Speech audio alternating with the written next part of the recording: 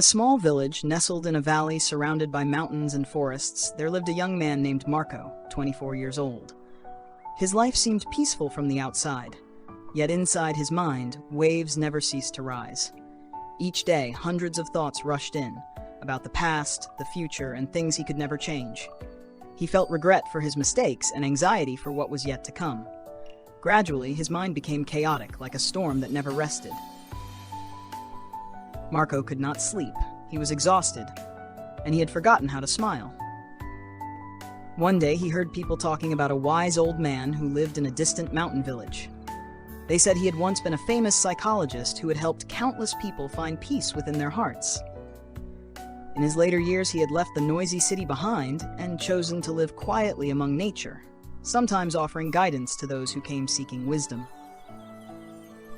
A small spark of hope lit up inside Marco. He thought, maybe this man can help me find the peace I've been searching for. Without hesitation, he decided to go. After many long and tiring days traveling through winding mountain paths, Marco finally reached the misty village. Before him stood a small house covered in green vines. On the porch sat the old man, eyes closed, his face glowing with an unusual calmness. Marco stepped forward, bowed slightly, and spoke softly. "Sir, my mind is always restless. I can't stop thinking. I can't find peace. Can you help me?" The old man opened his eyes, smiled gently, and replied, "If you truly wish to find peace, I will give you a lesson." He led Marco to the backyard, where there was an old wooden table. He poured water into a glass, so full that even the slightest shake would make it spill. Handing the glass to Marco, he said, "Take this glass and walk through the village, all the way to the end of the road, then come back here. But remember, do not spill even a single drop." Marco was surprised but agreed. Holding the glass carefully with both hands, he began to walk slowly. The road was crowded. Children played and laughed, vendors shouted, dogs barked loudly. But Marco paid no attention to any of it. All his focus was fixed on the glass in his hands. He moved gently, breathing lightly, each step steady, as if the entire world had faded away, leaving only him and the glass of water. When he returned, sweat covered his face, but the water in the glass was still full, not a single drop lost. He smiled with relief. "Sir, I did it!" The old man nodded, his smile calm and kind. "Good. But tell me, along the way, did you see the children playing, or hear the dogs barking?"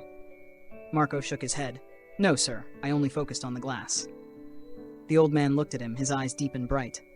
"That is the secret of peace, my son.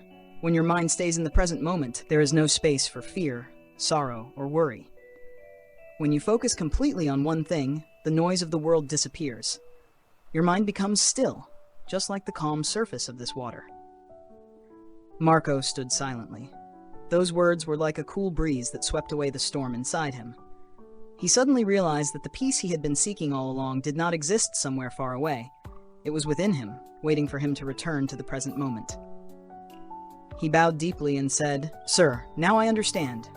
Peace is not something I must search for. It is something I must feel, when my mind rests in the moment I am living." The old man smiled again, his eyes soft as the sunset spreading across the distant mountains. When you learn to live fully in the present, you will no longer be trapped by the past, nor frightened by the future.